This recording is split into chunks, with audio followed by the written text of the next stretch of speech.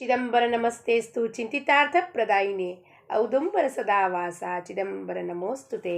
ಎಲ್ಲ ಆತ್ಮಜ್ಯೋತಿಗಳಿಗೆ ಸಾಷ್ಟಾಂಗ ಪ್ರಣಾಮ. ಜೈ ಚಿದಂಬರ. ರಾಜಾರಾಮ್ ಮಹಾರಾಜರವರು ಸ್ವಾಮಿನ ಹೆಂಗೆ ಕರಿತಾ ಇದ್ರು, ಆ ಸ್ವಾಮಿಗೆ ಹೆಂಗೆ ಕೂಗು ಹಾಕ್ತಿದ್ರು, ಹೆಂಗೆ ನಿವಾಂತಾಗಿತ್ತು ಅವ್ರ ಮನಸ್ಸು ಸ್ವಾಮಿನ ಚರಣದಲ್ಲಿ ಲೀನ ಆಗಿ. ನಾವು ಹಾಗೆ ಸ್ವಾಮಿಗೆ ಕೂಗು ಹಾಕೋಣ, ಸ್ವಾಮಿನ ಕರೆಯೋಣ, ಕರೆದು ನಮ್ಮಲ್ಲಿ ನೆಲೆಸಪ್ಪ ಬಂದು ಅಂತ ಭಕ್ತಿಯಿಂದ ಪ್ರಾರ್ಥನೆ ಮಾಡೋಣ. ಏನು ಹೇಳ್ತಾರೆ ರಾಜಾರಾಮ್ಜಿ ಮಹಾರಾಜರು? ರಾಜಾರಾಮ್ಜಿ ಮಾರ್ಫತ್ ಅವ್ರ ಮುಖಾಂತರ ನಾವು ಕೂಗು ಹಾಕೋಣ ಸ್ವಾಮಿಗೆ. ಏನಂತ? ಚಿದಂಬರ ಚರಣಿ ಹೋ ವಿಶ್ರಾಮ್ ಪಾವೆ ದಾಸ ರಾಜಾರಾಮ್. ಚಿದಂಬರ ಚರಣಿ ಹೋ ವಿಶ್ರಾಮ್ ಪಾವೆ ದಾಸ ರಾಜಾರಾಮ್. दास राजा राम पावे दास राजा राम. दास राजा राम पावे दास राजा राम. चिदंबर दास राजा राम. चिदंबर दास राजा राम. चिदंबर चरणी हो विश्राम पावे दास राजा राम. पावे दास राजा राम. पावे दास ರಾಜಾ ರಾಮ್. ಎಷ್ಟು ಚೆನ್ನಾಗಿ ಕೂಗು ಹಾಕ್ತಾರೆ ನೋಡಿ ಅವರು ರಾಜಾರಾಮ್ ಮಹಾರಾಜರು. ನಾವು ಹಾಗೆ ಕೂಗು ಹಾಕೋಣ, ನಿತ್ಯವಾಗ್ಲೂ ಕೂಗು ಹಾಕಿದ್ರೆ ಅವನು ಯಾಕೆ ಓಡ್ ಬರೋದಿಲ್ಲಪ್ಪ.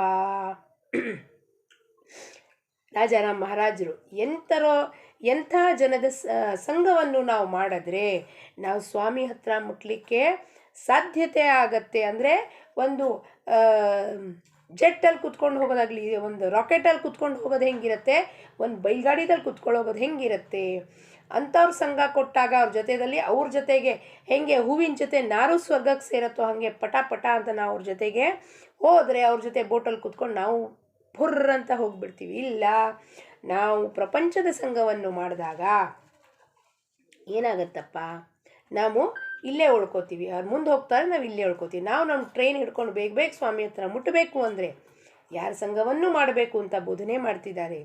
ಹಾಗಂದ್ರೆ ನಾವು ಪ್ರಪಂಚದ ಸಂಘ ಮಾಡಬಾರ್ದೇನ್ರಿ ಅಂತ ನಿಮ್ಮ ಮನಸ್ಸೊಳಗೆ ಪ್ರಶ್ನೆ ಬರುತ್ತೆ. ಈಗ ಪ್ರಶ್ನೆ ಏನು, ನಿಜವಾಗಿಯೂ ಸತ್ಯವಾದ ಪ್ರಶ್ನೆ. ಪ್ರಪಂಚದ ಸಂಘ ಮಾಡಬಾರ್ದು ಅಂತ ಅಲ್ಲ, ಎಲ್ಲರೊಡನೆ ಪ್ರೀತಿಯಿಂದ ಮಾತಾಡಬೇಕು, ಎಲ್ಲರನ್ನು ಸಂಘ ಮಾಡಬೇಕು, ಎಲ್ಲರಿಗೇನಾದ್ರು ಮಾತು ಹೇಳಬೇಕು, ನಮ್ಮ ಹತ್ರ ಏನಿರುತ್ತೋ ಕೊಡಬೇಕು, ತಗೋಬೇಕು, ಇವೆಲ್ಲವೂ ನಿತ್ಯ ವ್ಯವಹಾರ ಮಾಡಬೇಕು. ಆದರೆ ಶಂಕರಾಚಾರ್ಯರು ಏನು ಹೇಳಿದ್ರು? ಬ್ರಹ್ಮ ಸತ್ಯ ಜಗನ್ಮಿಥ್ಯ. ಅಂದರೆ ನಾವು ತಪ್ಪು ತಿಳ್ಕೊಂಡು ಅದನ್ನು ಯಾರ ಜೊತೆ ಮಾತಾಡಬಾರ್ದು, ಏಕಾಂತದಲ್ಲಿ ನಾವು ಕಣ್ಣು ಮುಚ್ಕೊಂಡು ಕೂತ್ಕೊಂಡ್ಬಿಡ್ಬೇಕು. ಒಳಗಿಂದ ಒಳಗೆ ಎಲ್ಲ ಮನಸ್ಸಲ್ಲಿ ವಿಚಾರಧಾರೆ ನಡೀತಿರುತ್ತೆ, ತ್ರಿಕರಣ ಶುದ್ಧಿ ಇರೋದಿಲ್ಲ, ಶುದ್ಧಿ ಇಲ್ಲ. ಆದರೆ ಸುಮ್ಮನೆ ಹೊರಗಡೆ ಕುತ್ಕೊಂಡು ಜ್ಞಾನದ ಮಾತಾಡ್ತೀವಿ, ಅದು ಮಾತಾಡಬಾರ್ದು. ಏನಪ್ಪ, ನಾವು ನಿತ್ಯ ವ್ಯವಹಾರದಲ್ಲಿ ಪ್ರಪಂಚದ ಎಲ್ಲ ಜನರೊಡನೆ ವ್ಯವಹಾರ ಮಾಮೂಲಿಯಾಗಿ ಮಾಡಬೇಕಾದ್ರೆ ಅವ್ರ ಬಗ್ಗೆ ನಮ್ಮ ವಿಚಾರಧಾರೆ ಏನಿದೆಯೋ, ನಮ್ಮ ಒಪಿನಿಯನ್ ಏನಿದೆಯೋ, ಅವ್ರ ಬಗ್ಗೆ ಇವ್ರು ಹಿಂಗಿದ್ದಾರೆ, ಇವ್ರು ಹಿಂಗೆ ಮಾಡ್ತಾರೆ, ಅವ್ರು ಹಂಗೆ ಮಾಡ್ತಾರೆ ಅಂತ ಏನು ವಿಚಾರಧಾರೆ ಮಾಡ್ತೀವೋ ಅದು ಮಿಥ್ಯಾ ಇದೆ.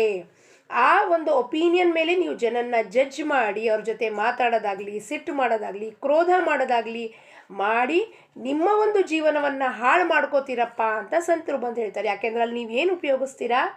ಮನಸ್ಸನ್ನು ಉಪಯೋಗಿಸ್ತೀರಾ. ಮನಸ್ಸು ಉಪಯೋಗ ಮಾಡಿದಾಗ ಮನಸ್ಸು ಹೇಳೋ ಮಾತು ಎಲ್ಲವೂ ಸುಳ್ಳು. ಆ ಮನಸ್ಸಿಂದನೇ ಇಷ್ಟು ಗೊಂದಲ ಆಗಿದೆ. ಇನ್ನೂ ನಾವು ಮನಸ್ಸಿಂದ ಬಿದ್ದಿದ್ರೆ ನಮಗೆ ಎಷ್ಟು ಗೊಂದಲ ಆಗತ್ತೆ ಅಂದರೆ ಅವನಿಂದ ದೂರ ಆಗ್ತಾ ಹೋಗ್ತೀವಿ, ಪ್ರಪಂಚಕ್ಕೆ ಅಂಟ್ಕೊಂಡಿರ್ತೀವಿ. ಅದಕ್ಕೆ ಎಂಥವ್ರ ಸಂಘ ಮಾಡಬೇಕಪ್ಪ? ಏನು ಹೇಳ್ತಾರೆ? संगदेई सज्जनांचा शुद्ध भाविक प्रेमाचा नको दुष्ट हे संगती माझे ऐकावा विनंती. तुझे नाम ज्याची आवडी त्याचा संग मज गोडी. चिदंबर म्हणे दास भेटी करी सज्जनास. ಜೈ ಚಿದಂಬರ್. ಯಾರ ಸಂಗತಿಯನ್ನು ಕೊಡಪ್ಪ? ಸಜ್ಜನರ ಸಂಗತಿ. ಯಾರು ಹಂಗಾರೆ ಸಜ್ಜನರು?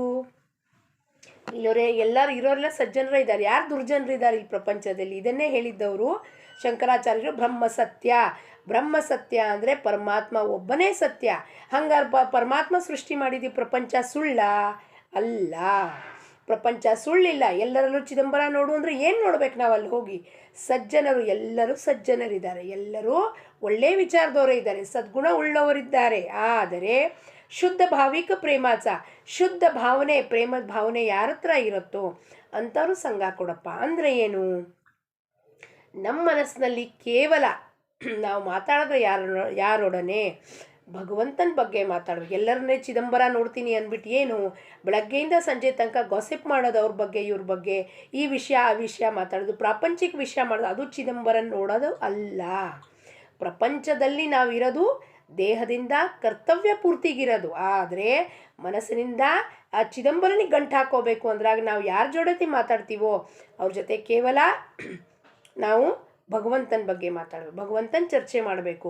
ಯಾವ ವಿಷಯದ ಬಗ್ಗೆ ಮಾತಾಡಬೇಕು? ಭಗವಂತನ ನಾನೇನೋ ಓದಿದ್ದೀನಪ್ಪ, ಈ ಸದ್ಗ್ರಂಥ ಓದಿದ್ದೀನಿ, ನನಗೆ ಹಿಂಗೆ ಅರ್ಥ ಆಯಿತು, ನನಗೆ ಅರ್ಥ ಆಗ್ತಿಲ್ಲ, ಹೇಳ್ಕೊಡಿ ಅಂತ ಸಜ್ಜನರ ಸಂಘ ಮಾಡಿದಾಗ ನಮ್ಮ ಮನಸ್ಸು ಆ ಹೂವಿನ ಜೊತೆ ಸ್ವರ್ಗಕ್ಕೆ ನಾರು ಸೇರತ್ತೆ ಅಂದಂಗೆ ಭಗವಂತನ ಚರಣಕ್ಕೆ ಆ ನಾರು ಅಂತ ನಾವು ಅಂಥ ಸಜ್ಜನರ ಜೊತೆ ಹೋಗಿ ನಾವು ಭಗವಂತನ ಪ್ರಾಪ್ತಿಗೊಂದು ಮೆಟ್ಲು ಹತ್ಬೋದು ಅಂತ ಹೇಳ್ತಾರೆ.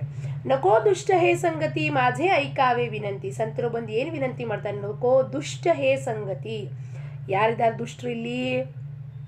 ನಮ್ಮ ಮನಸ್ಸು, ನಮ್ಮ ಮನಸ್ಸೊಳಗಿರುವ ವಿಕಾರಗಳು, ಕಾಮ, ಕ್ರೋಧ, ಲೋಭ, ಮೋಹ, ಮದ, ಮಾತ್ಸರ್ಯ, ಅಹಂಕಾರ, ಅಸೂಯೆತನ, ಏನು ವಿಕಾರಗಳಿದೆಯೋ ಇದು ದುಷ್ಟರು. ಇವ್ರು ದುಷ್ಟರು, ಅವ್ರ ಹೊರಗಡೆ ಇರೋ ಜನ ದುಷ್ಟರಲ್ಲ. ಇವೆಲ್ಲ ವಿಕಾರಗಳು, ನನ್ನಲ್ಲಿರುವ ವಿಕಾರ ದುಷ್ಟತನ ಏನಿದೆಯೋ ಅದರ ಸಂಗತಿಯನ್ನು ಕೊಡಬೇಡಪ್ಪ. ಯಾವಾಗ ನನ್ನ ಮನಸ್ಸಿಗೆ ಈ ವಿಚಾರ ಬರುತ್ತೋ, ಅರೆ ಅವ್ರ ಬಗ್ಗೆ ಹಿಂಗೆ ನಾನು ಯೋಚನೆ ಮಾಡ್ತೀನಿ, ಅವ್ರು ಏನು ಹೇಳ್ತಾರೆ, ಅಕ್ಕಿ ಏನು ಹೇಳ್ತಾರೆ, ನನಗೆ ಇವ್ರೇನು ಹೇಳ್ತಾರೆ, ಹಾಗೇನು ಹೇಳ್ತಾರೆ ಅಂದ ಕೂಡಲೇ ಅದನ್ನು ವಾಪಸ್ ತೊಗೊಂಬರ್ಬೇಕು. ತೊಗೊಂಬಂದು ಚಿದಂಬರ ರಾಜಾರಾಮನ್ ಮಹಾರಾಜರದ್ದು ಚಿದಂಬರ ಚರಣಿ ಹೋ ವಿಶ್ರಾಮ್ ಅಂತ ನಾಪಕ ಮಾಡ್ಕೋಬೇಕು. ಇಲ್ಲ ಭವಸಾಗರ ತಾರು ಏಕಚಿ ಸದ್ಗುರು ಅಂತ ಹಿಂಗೆ ರಾಜಾರಾಮ್ಜಿ ಮಹಾರಾಜರು ಹೇಳ್ತಾರೆ. ಭವಸಾಗರ ತಾರು ಏಕಚಿ ಸದ್ಗುರು ತುझ ವಿಣಾ ಅಧಿಕಾರು ನ ಸೇ ಕೋಣಿ ಪ್ರಥಮ ನಮನ ಗಣಪತಿ ಗುರು ರಾಜಾ ಪ್ರಥಮ ನಮನ ಗಣಪತಿ ಗುರು ರಾಜ. ಭವಸಾಗರ ತಾರು ಏಕಚಿ ಸದ್ಗುರು. ಅಪ್ಪ ಸದ್ಗುರುನಾಥ, ನನ್ನ ಮನಸ್ಸಿನಲ್ಲಿ ದುಶ್ಚಿತ್ತ ವಿಚಾರಗಳು ಬರ್ತಿದೆ, ಈ ಕ್ರೋಧ ಬರ್ತಿದೆ, ಅವ್ರ ಮೇಲೆ ಕ್ರೋಧ ಮಾಡಬೇಕು ಅನ್ನಿಸ್ತಾ ಇದೆ, ಅವ್ರ ಮೇಲೆ ಅಸೂಯೆ ಮಾಡಬೇಕು ಅಂತ ಅನ್ನಿಸ್ತಾ ಇದೆ, ನನ್ನ ಮನಸ್ಸನ್ನು ನಿನ್ನ ಹತ್ರ ಕರ್ಕೊಳಪ್ಪ ಸದ್ಗುರುನಾಥ ಅಂತ ಪ್ರೀತಿಯಿಂದ ಭಕ್ತಿಯಿಂದ ಬೇಡ್ಕೊಂಡ್ರೆ ಆ ಕ್ಷಣಕ್ಕೆ ಆ ವಿಚಾರ ಅಲ್ಲೇ ನಿಂತು ಹೋಗ್ಬಿಡುತ್ತೆ. ಯಾರ ಬಗ್ಗೆ ನಾನು ವಿಚಾರ ಮಾಡ್ತೀನಿ ಅದು ನಿಂತು ಹೋಗಿ ಪುನಃ ನನ್ನ ಮನಸ್ಸು ಅವನು ಒಳಗೆ ಹೋಗಿ ಆ ನಾಮಸ್ಮರಣೆ ತಾನೇ ಶುರುವಾಗತ್ತೆ. ಅದಕ್ಕೆ ನನ್ನ ವಿನಂತಿಯನ್ನು ಕೇಳಿ ಅಂತ ರಾಜಾರಾಮ್ಜಿ ಮಹಾರಾಜ್ ಈ ದುಷ್ಟರ ಸಂಗತಿಯನ್ನು ಮಾಡಬಾರ್ದು. ಈ ದುಷ್ಟರು ಹೆಂಗಿದ್ದಾರೆ? ಬಾಡಿಗೆದಾರ ಥರ ಇದ್ದಾರೆ ಅವರು. ನಾವೇನು ಮಾಡಿದ್ದೀವಿ? ಆ ಬಾಡಿಗೆದಾರಿಗೆ ಪರ್ಮನೆಂಟು ಇಟ್ಕೊಂಡ್ಬಿಟ್ಟಿದ್ದೀವಿ ನಾವು. ಬರ್ರಿ ಅಂತ 10,000 12,000 15,000 ಹೆಂಗೆ ನಾವು ಬೆಂಗಳೂರಲ್ಲಿ ಬಾಡಿಗೆ ಕಟ್ತೀವೋ ಹಂಗೆ ಈ ಬಾಡಿಗೆದಾರನ್ನ ಇಟ್ಕೊಂಡ್ಬಿಟ್ಟಿದ್ದೀವಿ. ಬನ್ನಿ ಅವ್ರಿಗೆ ಪೋಷಣೆ ಮಾಡ್ತೀವಿ ನಾವು. ಹೆಂಗೆ? ಅಹಂಕಾರದಿಂದ ಪೋಷಣೆ ಮಾಡ್ತೀವಿ. ಕಾಮ, ಕ್ರೋಧ, ಲೋಭ, ಮೋಹ, ಮದ, ಮಾತ್ಸರ್ಯ ಎಲ್ಲರನ್ನೂ ಪೋಷಣೆ ಮಾಡಿ ನಾನು ಅನ್ನೋದ್ರಿಂದ ಆ ದುಷ್ಟರ ಸಂಗತಿ ಆಗೋಗಿದೆ ನನಗೆ. ಆ ದುಷ್ಟರ ಸಂಗತಿಯಿಂದ ಬಿಡುಗಡೆ ಹೊಂದಸಪ್ಪ ಪರಮಾತ್ಮದ ಸದ್ಗುರುಗೆ ಬೇಡ್ಕೋಬೇಕು. ತುझे ನಾಮೇ ಜಾಚಿ ಆವಡಿ ತ್ಯಾಚ ಸಂಗ ಮಜಗೋಡಿ. ಯಾರ ಜೊತೆ ನಮ್ಮ ಸಮರಸ ಫ್ರೀಕ್ವೆನ್ಸಿ ಲೆವೆಲ್ ಯಾರ ಜೊತೆಗೆ ಮ್ಯಾಚ್ ಆಗತ್ತಪ್ಪ? ಯಾರು ಲೈಕ್ ಮೈಂಡೆಡ್ ಪೀಪಲ್ ಅಂತೀವಿ. ನಾವೇನು ಅಂತೀವಿ ಅದಕ್ಕೆ? ಇಂಗ್ಲೀಷ್ನಲ್ಲಿ ಒಂದು ಪ್ರಾವರ್ಬ್ ಇದೆ, birds of a feather flock together ಅಂತೆ. ಒಂದೇ ರೆಕ್ಕೆಯ ಹಕ್ಕಿಗಳು ಎಲ್ಲ ಒಂದೇ ಸಮ ಒಂದೇ ದಿಶೆದಲ್ಲಿ ಹಾರೋಗ್ತಿರ್ತಾವಂತೆ. ಯಾಕೆ? ಅವ್ರಿಗೆ ಅದೇ ಇಷ್ಟ, ಒಂದೇ ದಿಶೆದಲ್ಲಿ ಹಾರೋಗೋದು. ಹಾಗೆಯೇ ನಮಗೇನು ಇಷ್ಟ ಇರುತ್ತೋ, ನಮಗೆ ಭಗವಂತ ಇಷ್ಟನಾ, ಪರಮಾತ್ಮ ಇಷ್ಟನಾ, ಸದ್ಗುರು ಬಗ್ಗೆ ಮಾತಾಡೋದು ಇಷ್ಟನಾ, ನಾವು ಅಂಥವ್ರದ್ದೇ ಸಂಘ ಮಾಡಿದಾಗ ಅಲ್ಲಿ ಸಮರಸ ಹೊಂದತ್ತೆ. ಅಂದರೆ ಗೋಡಿ ಆಗತ್ತಲ್ಲಿ ಒಂದು ಏನು ಆನಂದ ಆಗತ್ತೆ ಅಂದರೆ ನೀವು ವರ್ಣನೆ ಮಾಡೋಕ್ಕಾಗಲ್ಲ. ಅವರ ಸಂಘವನ್ನು ನನಗೆ ಕೊಡಪ್ಪ. ಇಲ್ಲ ಪ್ರಪಂಚದ ಜನದಚ್ಚೆ ಸಂಘ ಮಾಡೋದನ್ನ ಬೆಳಗ್ಗೆ ಎದ್ದು ಕೂಡಲೇ ಅವ್ರು ನನಗೆ ಫೋನ್ ಮಾಡಿ ಒಂದು ತಾಸು ಗಾಸಿಪ್ ಮಾಡಿ, ಇಲ್ಲ ನಾನು ಅವ್ರ ಜೊತೆ ಗಾಸಿಪ್ ಮಾಡಿ ನನ್ನ ಜೀವನವನ್ನು ಹಾಳು ಮಾಡಿಕೊಂಡು ಏನು ಸಿಗತ್ತೆ ಇದರಿಂದ ವಿಚಾರ ಮಾಡಿ. ಈ ದೇಹನೇ ಸುಟ್ಟು ಹೋಗುತ್ತೆ, ಬೂದಿ ಆಗತ್ತೆ ಅಂದಮೇಲೆ ಇದಕ್ಕೆ ಅಂಟುಕೊಂಡಿರೋದು ಉಪಾಧಿ ನನ್ನ ಜೊತೆ ಬರುತ್ತಾ, ಇದು ಅಂಟುಕೊಂಡಿದ್ದ ಅಹಂಕಾರ ಬರುತ್ತಾ, ಇದ್ರಲ್ಲಿ ನಾನು ಹೇಳಿದೆ ನನ್ನಿಂದ ಆಯಿತು ಅಂತ ನಾವು ಏನು ಮೆರಿತಾ ಇದ್ದೀವೋ ಅದು ಇದು ದೇಹನೇ ಸುಟ್ಟು ಹೋದರೆ ಯಾರಿಗೆ ಕೇಳ್ತಾರೆ ನಮ್ಮನ್ನು?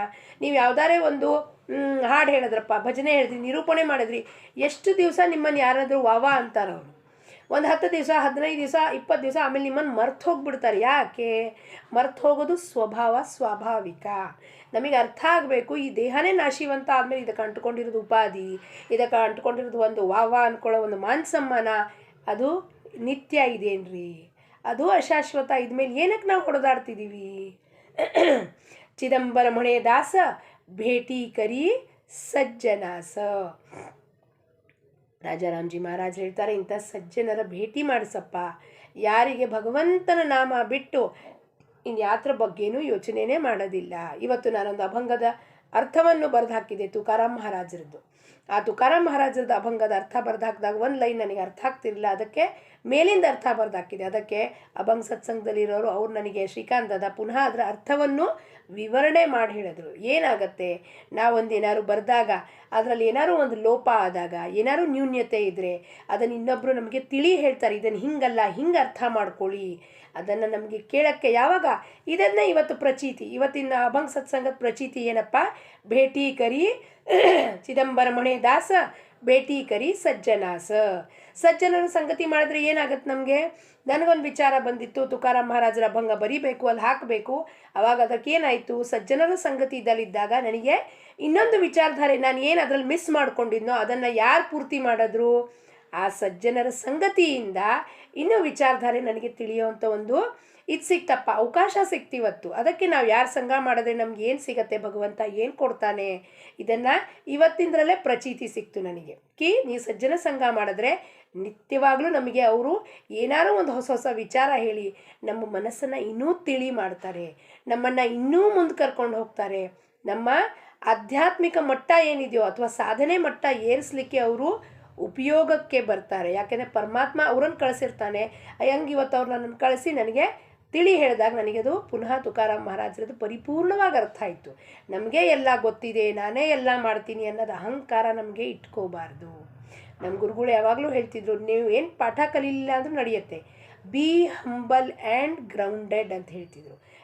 ಇದು ಹೆಂಗಿರಬೇಕು ಜೀವ, ಇದು ಅಣು, ಇದಕ್ಕೆ ಹೊಟ್ಟೆ ಅಹಂಕಾರ ಇರಬಾರ್ದು. ನಾನು ಏನೂ ಇಲ್ಲ, ಕಲ್ತ್ಕೊಳ್ಳೋದು ಒಂದು 10 ಅಭಂಗ, 1,000 ಅಭಂಗ ಇಲ್ಲ, 50,000 ಅಭಂಗ ಕಲ್ತರೂ ಕೂಡ ಇಡೀ ಈ ಜನ್ಮದಲ್ಲಿ ನಾನು ರಾಜಾರಾಮ್ ಮಹಾರಾಜರ ಬಗ್ಗೆ ನಾನು ತಿಳ್ಕೊಳಕ್ಕಾಗೋದಿಲ್ಲ, ಸ್ವಾಮಿ ಬಗ್ಗೆ ತಿಳ್ಕೊಳಕ್ಕಾಗಲ್ಲ. ಯಾಕೆಂದರೆ ಅವನು ಏನಿದ್ದಾನೆ, ನಾವು ಹೇಳ್ತೀವಿ ವಿಶಾಲವಾಗಿದ್ದಾನೆ, ಸರ್ವವ್ಯಾಪಿ ಇದ್ದಾನೆ, ಗುಣಾತೀತ ಇದ್ದಾನೆ. ಅವನ ಗುಣಗಳನ್ನು ನನಗೆ ಹೆಂಗೆ ತಿಳ್ಕೊಳ್ಳಿಕ್ಕೆ ಸಾಧ್ಯ ರೀ? ಈ ಪುಟಾಣಿ ಮನಸ್ಸಿಂದ ತಿಳ್ಕೊಳ್ಳಿಕ್ಕೆ ಸಾಧ್ಯನಾ? ರಾಜಾರಾಮ್ಜಿ ಮಹಾರಾಜರು ಯಾವ ಸ್ಥಿತಿದಲ್ಲಿದೆಯಾ ಅಭಂಗ ಬರ್ದಿರ ಅದನ್ನು ತಿಳ್ಕೊಳಕ್ಕೆ ಸಾಧ್ಯನಾ? ಸಾಧ್ಯತೆ ಯಾವಾಗ ಆಗತ್ತೆ? ಯಾವಾಗ ಎಲ್ಲವನ್ನೂ ನಾನು ಬಿಟ್ಟು ಅವನ ಹತ್ರ ಶರಣು ಹೋದಾಗ ಅವನ ಸಾಧ್ಯತೆನ ಮಾಡ್ಕೊಡ್ಲಿಕ್ಕೆ ತಯಾರಿರ್ತಾನೆ. ಅಲ್ಲಿವರೆಗೂ ಅದು ಬರ್ಲಿಕ್ಕೆ ಸಾಧ್ಯ ಇಲ್ಲ. ಅಲ್ಲಿವರೆಗೂ ಏನಾಗುತ್ತೆ, ಈ ಬುಕ್ ಓದ್ಬಿಟ್ಟು ನಾನು ಅಭಂಗಗಾಥ ಬುಕ್ ತೊಗೊಂಡ್ಬಿಟ್ಟು ಇದರಿಂದ ಏನು ಹೇಳ್ತೀನಿ ನಿಮಗೆ, ಶಬ್ದದ ಅರ್ಥ ಕನ್ನಡದಲ್ಲಿ ಹೇಳ್ತೀನಿ, ಮರಾಠಿಯಿಂದ ಕನ್ನಡದಲ್ಲಿ ಹೇಳ್ತೀನಿ, ಅಷ್ಟೇ ಆಗತ್ತೆ. ಆದರೆ ನನಗೆ ಎಲ್ಲಿವರೆಗೂ ಒಳಗೆ ಅವನ ಪ್ರೀತಿ ಭಕ್ತಿ ಅವನ ಬಗ್ಗೆ ನನಗೆ ತಳಮಳ ಹತ್ತದಿಲ್ವೋ ಅಲ್ಲಿವರೆಗೂ ನಾನು ಪ್ರಪಂಚವನ್ನು ಬಿಡಲ್ಲ, ಯಾರನ್ನೂ ಬಿಡಲ್ಲ, ಅಹಂಕಾರವೂ ಬಿಡಲ್ಲ. ನಾನು ಅಲ್ಲೇ ಇರ್ತೀನಿ. ಅವನ ಹತ್ರ ಮುಟ್ಲಿಕ್ಕೆ ಎಷ್ಟು ಕಷ್ಟಪಡಬೇಕಾಗತ್ತೆ ನನಗೆ. ಅದಕ್ಕೆ ನಾವು ಏನು ಮಾಡಬೇಕೆಲ್ಲರೂ ಸೇರಿ ಸ್ವಾಮಿ ಚರಣಕ್ಕೆ ನಾವೆಲ್ಲರೂ ಶರಣು ಹೋಗೋಣ ಭಕ್ತಿಯಿಂದ. ರಾಜಾರಾಮ್ಜಿ ಮಹಾರಾಜರಿಗೆ ಕೇಳ್ಕೊಳ್ಳೋಣಪ್ಪ, ನೀವು ಮಾಡಿದ ಭಕ್ತಿ ಒಂದು ತುಸ, ಒಂದು ಕಣನಾರು ಆ ಭಕ್ತಿಯ ಧೂಳಿ ನಮ್ಮ ಮೇಲೆ ಹಾರಸ್ರಿ, ನಮ್ಮ ಮೇಲೆ ಅದನ್ನು ಹಾರಿಸಿ ನಮ್ಮ ಮೇಲೆ ಕೃಪಾ ದೃಷ್ಟಿಯನ್ನು ಬೀರಸ್ರಿ ಸ್ವಾಮಿ ಮಹಾರಾಜ್ ಅಂತ ಹೇಳುತ್ತಾ ಸ್ವಾಮಿ ಚರಣಕ್ಕೆ, ರಾಜಾರಾಮ್ಜಿ ಮಹಾರಾಜ ಚರಣಕ್ಕೆ ಅಭಂಗ ಪುಷ್ಪವನ್ನು ಏರಿಸುತ್ತಾ ಎಲ್ಲರಿಗೂ ಒಳ್ಳೆಯದಾಗಲಿ. ಲೋಕ ಸಮಸ್ತ ಸುಖಿನೋ ಭವಂತು. ಜೈ ಚಿದಂಬರ.